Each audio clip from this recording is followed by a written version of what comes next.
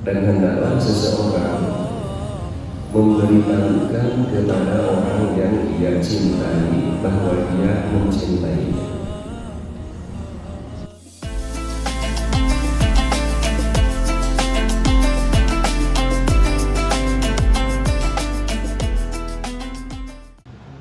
Alhamdulillah,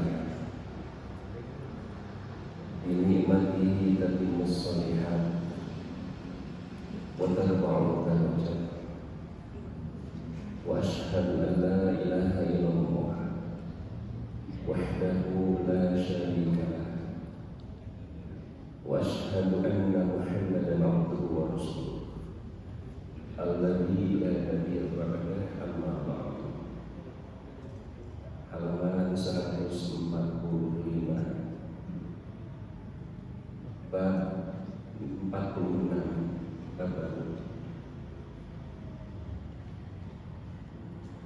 Babu fadlil hubbi fillahi,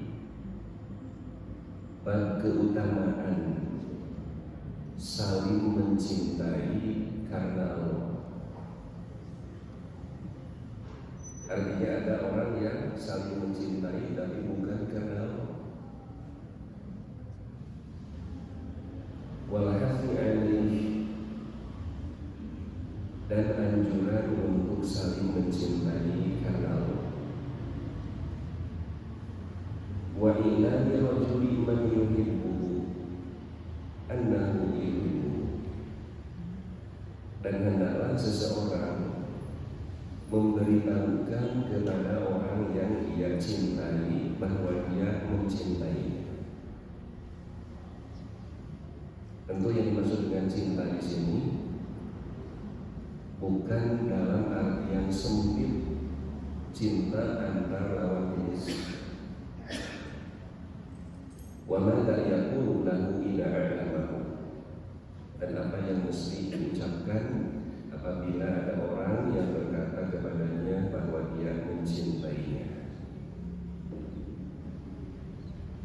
Ada dua ayat yang dimuat oleh Imam An-Nawawi untuk bab ini. Pertama surat Al-Fatah ayat 29 dan Al-Hasyr ayat 9. Qala Allah Ta'ala berfirman, A'udzu billahi minasyaitonir rajim. Muhammadun Rasulullah. Muhammad adalah utusan Allah. Muhammad itu selain Nabi juga beliau adalah Rasulullah. Secara bahasa, Rasul itu artinya utusan. Sementara Nabi artinya pembawa berita besar. Dalam bahasa Arab ada khobarun, ada naba'un. Makanya ada surat An-Naba, berita besar. Kalau khobar itu berita yang sifatnya umum, besar, kecil, itu khobarun. Diadopsi oleh bahasa Indonesia menjadi kabar. Sementara An-Naba itu berita besar, artinya khusus berita besar. Makanya kenapa Nabi disebut Nabi? Karena beliau itu ditugaskan oleh Allah untuk membawa berita yang besar. Dulu saya, mungkin kita semua juga memiliki pemikiran yang sama.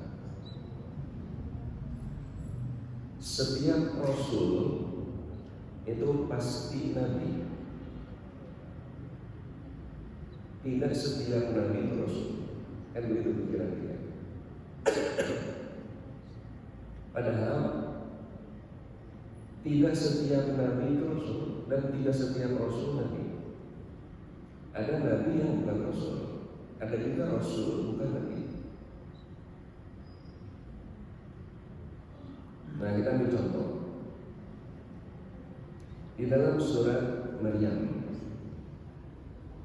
Ketika Siti Maryam diberi kabar gembira oleh Allah melalui malaikat Jibril bahwa dia akan memiliki seorang anak laki-laki. Wadhkur fil kitabi Maryam Dan ingatlah kisah tentang Maryam yang ada di dalam Al-Quran. Ini tabadat min ahliha makanan syarqiyah. Ketika dia meninggalkan keluarganya menuju ke tempat sebelah timur. Kemudian Siti Maryam membuat rumah kecil. Fa'arsalna ilaiha ruhana. Lalu kami, kata Allah, mengutus ruh kami. Ruh di sini maksudnya Jibril. Sebagaimana di dalam surat Al-Qadar, tanazzalul malaikatu war ruh. Seluruh malaikat ruh dan Jibril. Fa'arsalna ilaiha ruhana. Lalu kami utus ruh kami untuk menjumpai Maryam. Didatangi oleh seorang laki-laki dewasa, karena waktu itu malaikat Jibril menjelma menjadi seorang laki-laki dewasa. Tentu Siti Maryam yang qanitin, selalu tunduk taat kepada Allah dan senantiasa memelihara kesucian diri, tentu sangat kaget ketika didatangi seorang laki-laki asing. Maka Siti Maryam berkata, A'udzu birahmani minka in kunta taqiyya. Aku berlindung kepada Allah dari dirimu jika kamu benar-benar bertakwa. Laki-laki itu, Jibril, berkata, Innama ana rasulu rabbiki li'ahaba gulaman zakiyya. Aku hanyalah utusan. Innama ana rasulu rabbiki. Aku adalah seorang rasul dari Rabbmu. Rasul kan utusan. Jadi malaikat Jibril itu rasul, diutus oleh Allah untuk memberi kabar gembira kepada Maryam. Dan kita sama-sama maklum bahwa Jibril bukan nabi.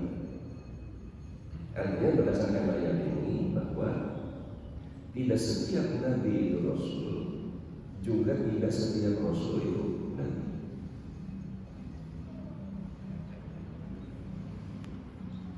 Kemudian kalau Adam, dulu sempat terjadi yang diskusi kecil ya, kalau Adam itu nabi atau rasul gitu ya.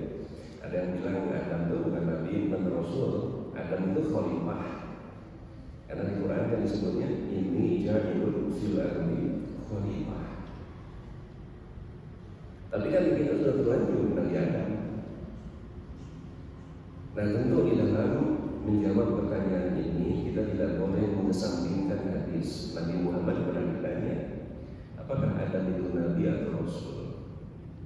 Kata Nabi, Adam itu nabiun bal rasulun. Adam itu nabi bahkan seorang rasul. Muhammadun Rasulullah. Muhammad adalah utusan Allah.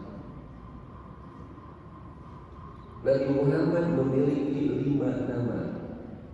Kata Nabi, aku punya 5 nama. Hanya Nabi Muhammad yang memiliki 5 nama. Sementara nabi-nabi sebelumnya umumnya namanya cuma 1. Paling benar Adam misalnya, itu namanya Adam. Gelarnya Abdul Bashar, bapaknya manusia. Karena menurut 3 agama Islam, Kristen, Yahudi sepakat bahwa manusia pertama itu Adam. Kecuali Abbas itu, kata Abbas itu manusia pertama bukan Adam katanya. Ada. Jadi Indonesia itu aliran sesat itu subur kan.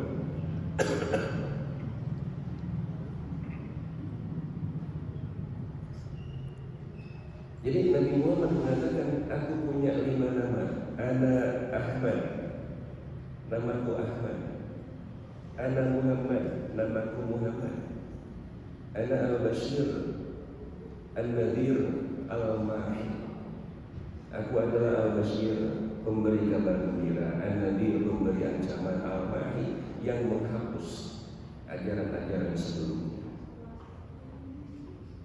Nah ini nanti nyambung dengan apa yang dikatakan oleh Nabi Isa di hadapan kaumnya, wa mubasysyiran bi rasulin ya'ti min ba'di ismuhu Ahmad. Aku diutus oleh Allah untuk memberi kabar gembira kepada kalian bahwa setelahku akan diutus seorang rasul yang namanya Ahmad. Yang dimaksud dengan Ahmad di sini adalah Nabi Muhammad, sebagaimana Nabi menyatakan aku punya 5 nama, anak Ahmad, anak Muhammad. Bukan seperti yang dimaksud oleh kelompok Ahmadiyah. Yang dimaksud oleh ayat itu adalah Mirya Gulam Ahmad.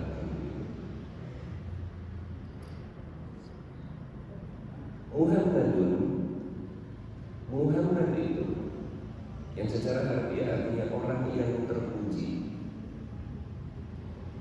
Rasulullah adalah utusan Allah. Walladzina ma'ahu, dan orang-orang yang bersama Nabi Muhammad. Maksudnya para sahabat. Asyidda'u 'alal kuffari, mereka bertindak tegas kepada orang-orang kafir tanpa kompromi dalam urusan akidah. Jadi asyidda'u itu dalam urusan akidah. Islam tidak pernah melarang kaum muslimin bergaul dengan orang-orang kafir, tapi tentu perlu ada pemisahan. Mana wilayah sosial, mana wilayah ritual. Silakan urusan sosial, tapi urusan ritual itu berlaku lakum dinukum waliyadin. Karena Nabi mengadakan transaksi jual beli dengan Yahudi, walaupun pada puncaknya nanti Yahudi diusir dari Madinah. Jadi kapan masih tidak bisa ditoleransi, kapan sudah wajib dalam tataran diusir Yahudi. Nabi Muhammad itu adalah utusan Allah, dan orang-orang yang bersamanya muncul istilah sahabat. Kalau orang-orang yang sangat dekat dan beriman kepada Nabi Isa disebutnya hawari, penolong. Kalau orang-orang yang dekat dan beriman kepada Nabi Muhammad disebutnya sahabi atau sahabat. Sudah jadi bahasa kita, teman gitu. Nah, kenapa istilahnya sahabat? Karena Nabi itu sangat dekat dengan para pengikutnya. Sampai kedekatannya itu ditunjukkan dalam sikap. Tidak ada celah pembatas, tapi tetap Nabi menjaga kewibawaan dan sahabat tetap menghormati. Di orang kadang-kadang kalau terlalu dekat jadi calon ya. Sahabat itu tidak begitu. Kadang Nabi sampai duduk sambil menyandarkan punggungnya di punggung para sahabat. Bahkan dari segi pakaian pun, pakaian Nabi dengan para sahabat itu tidak berbeda.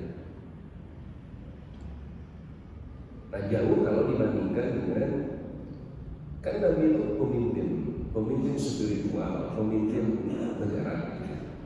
Berbeda dengan Kaisar Bizantium atau Kisra di Persia, bahkan itu perbedaan pakaian sangat mencolok. Katingali rakyat gitu ya. Kalau Nabi itu tidak, makanya ini pun ada hikmahnya. Kalau Nabi itu sedang berjalan bersama pasukan menuju ke medan perang, itu pihak musuh itu kesulitan untuk membedakan yang mana Muhammad, yang mana umat Muhammad. Karena dari segi pakaian sama. Yang kedua, Nabi Muhammad itu tidak mesti selalu ada di depan. Kalau beliau ada keperluan, Nabi silakan kalian duluan. Nah, nanti ada kita akan jumpa di tempat itu. Nabi hanya ditemani oleh Al-Mughirah bin Syu'bah. Pergi buang air kecil lalu nyusul.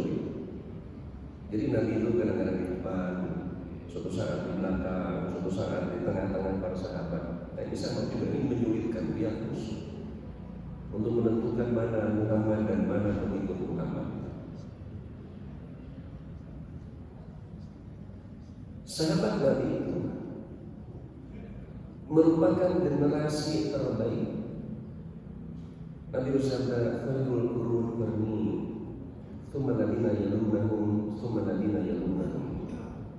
Generasi terbaik itu adalah generasiku, sahabat maksudnya. Kemudian generasi berikutnya, kemudian generasi berikutnya. Nanti ada yang disebut dengan sahabat, tabi'in, tabi'ut tabi'in, ittiba' tabi'ut tabi'in. Kalau yang dimaksud dengan sahabat, 4 kriterianya. Pertama, orang itu sejaman dengan Nabi. Kedua, orang itu berjumpa dengan Nabi. Ketiga, dia masuk Islam. Yang keempat, dia meninggal dalam keadaan Islam. Jadi kalau memenuhi 4 kriteria ini, baru dia bisa disebut sebagai sahabat. Sejaman, bertemu, masuk Islam, dan meninggal dalam keadaan Islam. Kalau tabi'in tidak sejaman dengan Nabi, dia berjumpa dengan salah seorang sahabat Nabi, dia masuk Islam dan meninggal dalam keadaan Islam. Tabi'ut tabi'in tidak berjumpa dengan Nabi, tidak berjumpa dengan sahabat, tapi dia berjumpa dengan salah seorang tabi'in, masuk Islam dan meninggal dalam keadaan Islam. Nah, nanti ada orang yang sejaman dengan Nabi. Berarti ini syarat pertama terpenuhi, masuk Islam. Syarat ketiga terpenuhi, meninggal dalam keadaan Islam. Syarat keempat terpenuhi, tapi dia tidak pernah berjumpa dengan Nabi. Seperti kisah kemarin Uwais Al-Qarni itu. Jadi Uwais Al-Qarni itu sejaman dengan Nabi, masuk Islam, meninggal dalam keadaan Islam, tapi dia tidak pernah berjumpa dengan Nabi. Ada usaha, dia datang ke Madinah, cuma Nabi ketika itu sedang melakukan ekspedisi keluar Madinah. Berusaha menunggu beberapa hari, Nabi juga belum pulang. Akhirnya Uwais itu pulang ke Yaman karena dia sangat ingat kepada ibunya yang sudah menetap. Nah, maka nanti Uwais ini secara total itu digolongkan kepada tabi'in. Walaupun ada istilah khusus yang disebut dengan mufaddalun. Nabi sendiri mengatakan bahwa khairut tabi'in Uwais bin Amir Al-Qarni. Tabi'in terbaik itu Uwais bin Amir Al-Qarni. Menurut perhitungan Imam Abu Zur'ah, sahabat Nabi itu jumlahnya ada 114.000 orang. Kalau sekarang umat Islam ada 1,7 miliar, Kristen 1,6 miliar. Jadi sudah leading Islam. Banyak faktor, tapi intinya ini kan jaminan dari Allah. Waladzi arsala rasulahu bil huda wa dinil haq liyudhhirahu 'ala dini kullihi, bahwa Islam akan mengalahkan setidak-tidaknya secara kuantitas kaum muslimin sudah 1,7. Padahal Kristen itu sudah diiklankan gitu ya, 6 abad seluruh Islam diiklankan.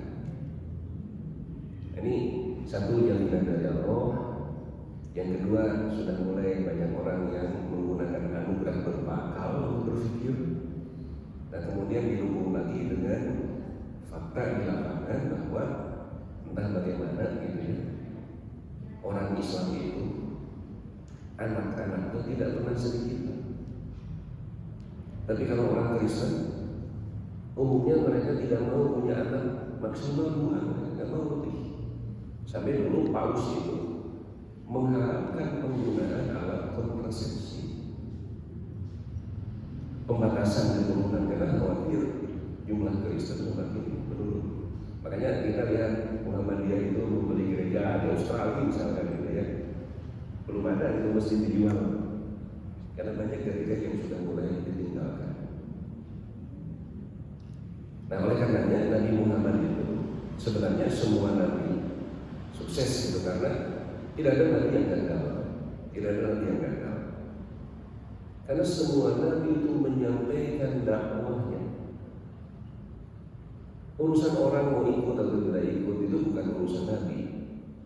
Nabi Muhammad saja kan, kalau beliau berdakwah kemudian orang menolak, sangat berduka Nabi. Sampai Allah memberikan istilahnya kabar gembira atau supaya Nabi tenang. Allah menyatakan innama alaikal balagh, tugasmu sebatas menyampaikan. Tidak Nabi yang gagal, karena semua menyampaikan dakwah. Makanya ada ungkapan bahwa kegagalan dakwah itu bukan karena orang yang didakwahi menolak, tapi kegagalan dakwah itu ketika si juru dakwah sudah berhenti berdakwah. Ustaz, ingatan wae tadi hubung ke seueur, nah itulah pendakwah yang gagal. Urusan orang ikut atau tidak terserah. Nah, tetapi secara jumlah pengikut Nabi Muhammad itu sukses. Nabi Ayub kan pengikutnya cuma 1 orang. Nabi Lut pengikutnya cuma 2 orang, dua-duanya perempuan dan itu pun anak kandungnya. Istrinya saja kan pro LGBT. Istri Nabi Lut itu. Nabi Isa cuma 13 orang pengikutnya waktu itu. Itu pun yang satu murtad, yang 13 yang ke-13 itu sampai sisa 12. Makanya orang-orang Eropa sampai sekarang itu mereka menganggap 13 itu angka sial. Sampai ini juga berpengaruh kepada kaum muslimin gitu ya. Ya hotel Ibis saja Pak. Karena saya orang Malaysia itu tahu dari mulai teror yang diberikan kepada Dr. Sukoco itu diteror terus sampai masuk koran UPR gitu. Karena dia nggak mau jual dengan harga sekian, sampai digali untuk fondasi. Lewat setiap hari di sana lantai 1, 2, 3, 4, 5, 6, 7, 11, 12, 14 loncat. Mereka takut dengan angka 13, padahal lantai 13-nya ada. Dan itu pembohongan, pembodohan. Lantai 13 kan ada, tapi takut sama angka 13. Kalau orang Tionghoa takut sama agama, betul nggak Pak? Yang bukan muslim itu ya. Makanya di Pangandaran itu banyak hotel-hotel yang tidak ada angka 4. Ini tidak ada angka, ini angka sial, ini angka hoki itu kan. Kalau kita ada anggapan 7 itu angka hoki gitu ya, enggak juga. Bahkan ibu-ibu itu bilang 7 itu angka sial. Anak saya 6 dan 5 kali kehamilan, karena yang kelima ke-6 itu kembar. Saya tawari istri saya itu, nih mau nggak anaknya 7? Nggak mau, kecuali langsung 8 katanya. Kenapa tidak mau punya anak ke-7? 7 itu angka sial. Karena ibu setelah punya anak ke-7 bercabang katanya. Itu ibu-ibu begitu. Golongan ibu-ibu begitu. Nah, jadi kata Abu Zur'ah, jumlah sahabat Nabi itu 114.000 orang. Dengan asumsi bahwa ketika Nabi beribadah haji, itu sahabat yang ikut kan 100.000 orang.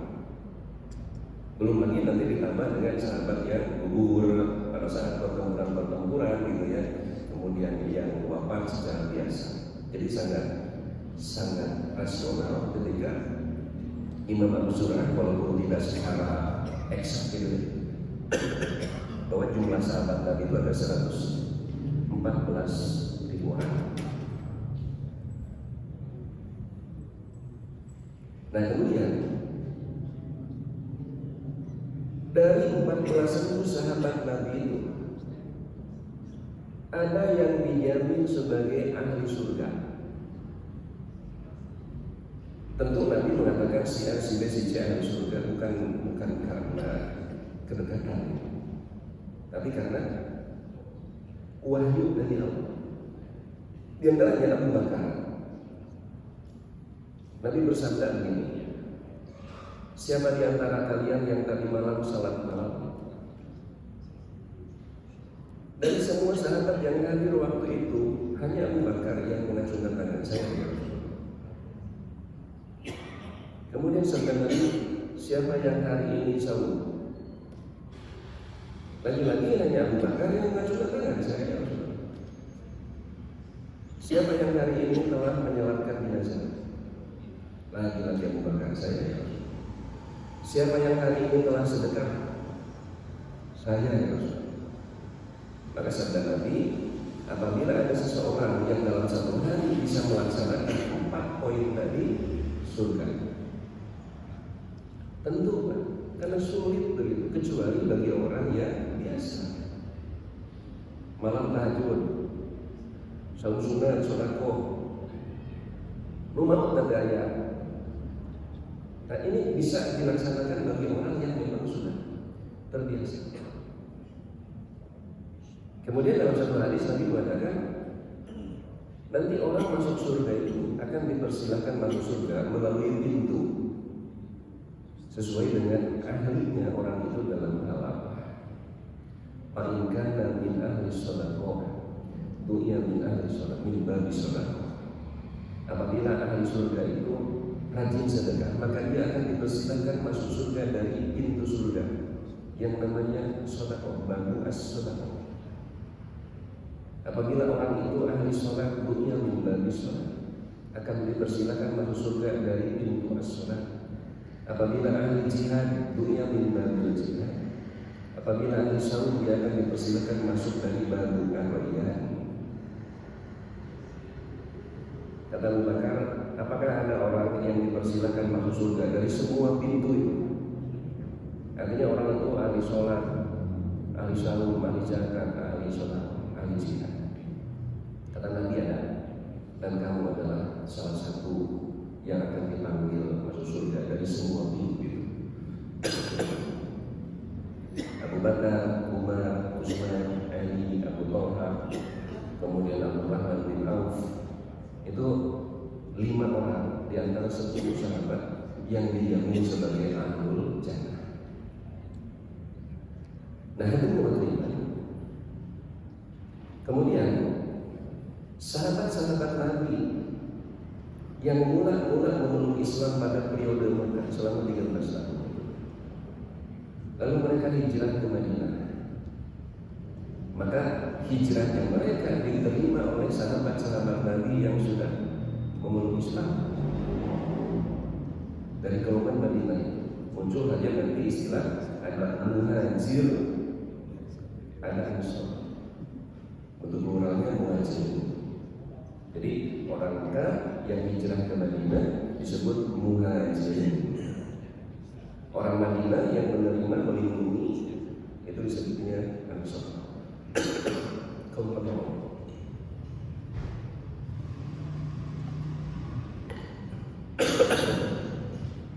Muhammadur Rasulullah walladzina ma'ahu asyidda'u 'alal kuffar ruhama'u bainahum.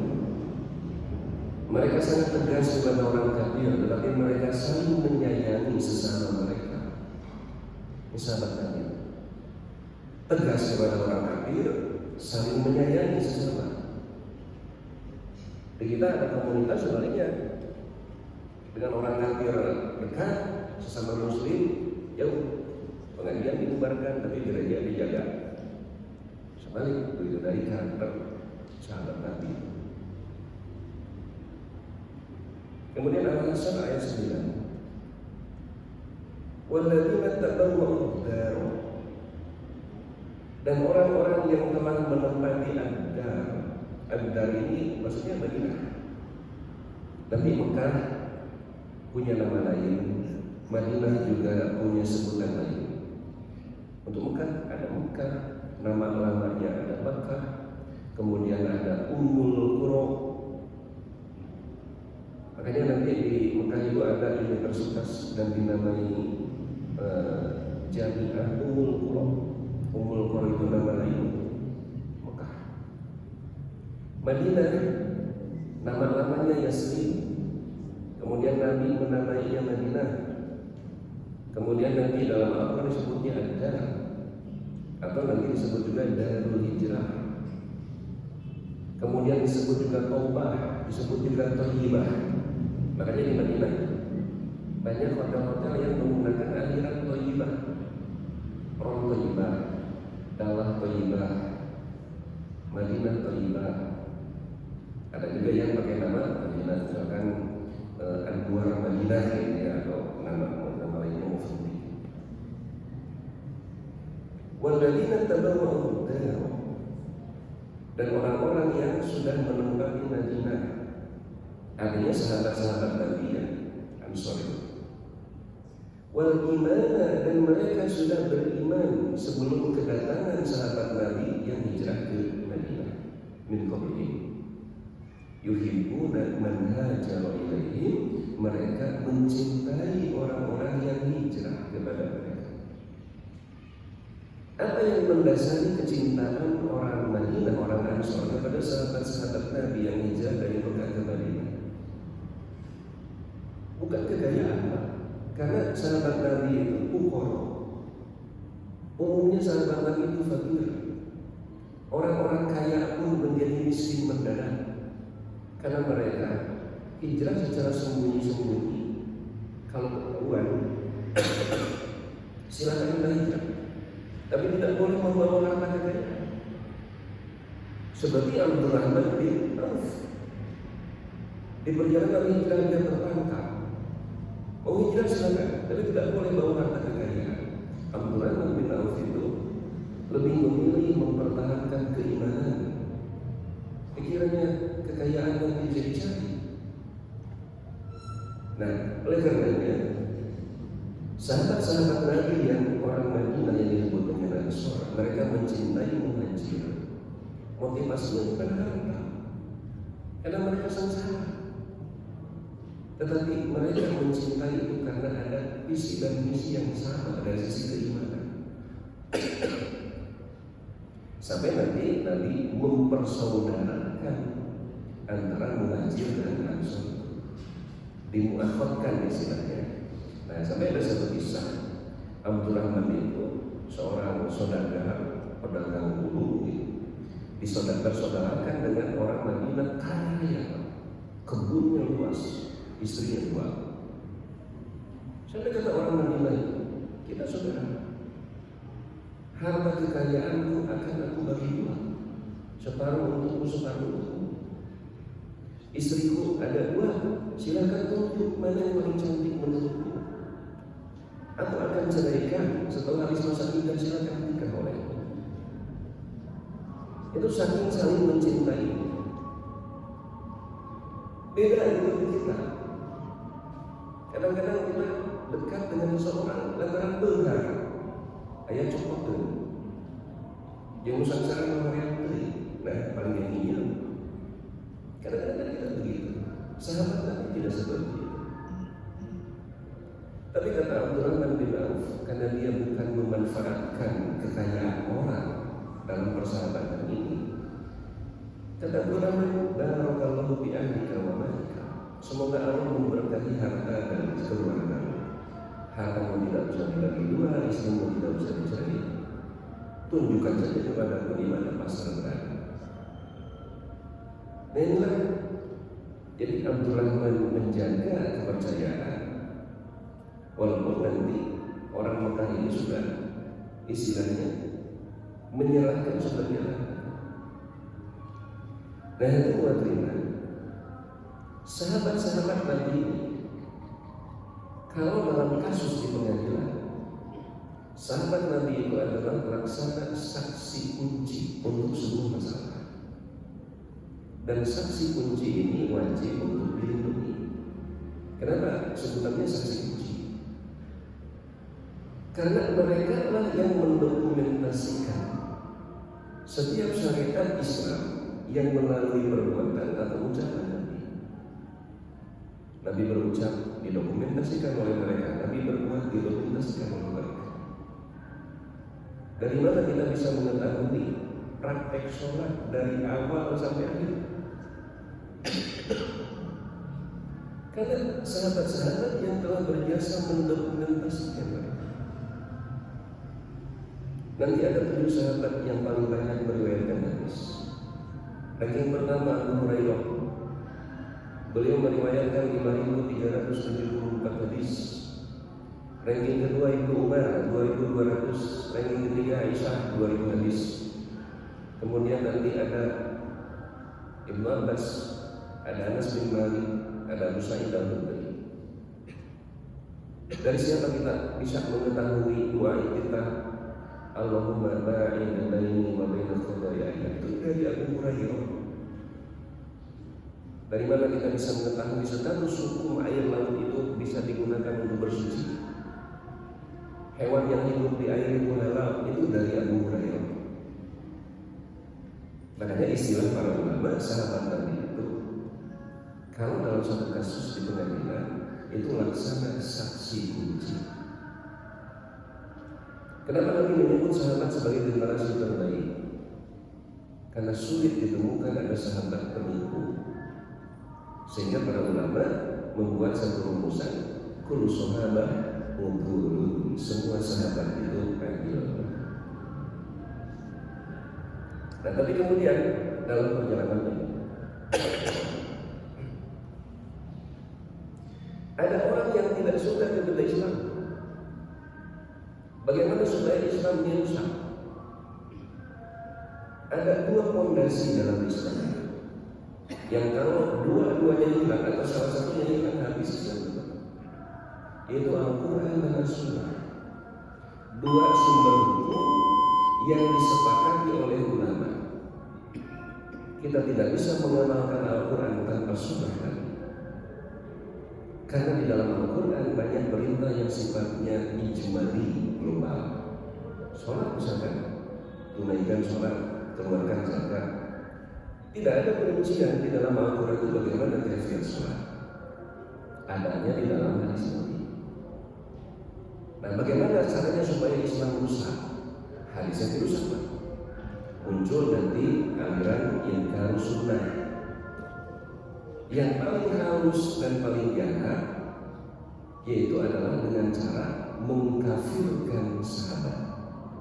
Seperti salah satu akidah Syiah. Syiah itu salah satu akidahnya adalah meyakini bahwa sahabat sepeninggal Nabi itu kafir. Nah, tentu periwayatan orang kafir tidak bisa diterima.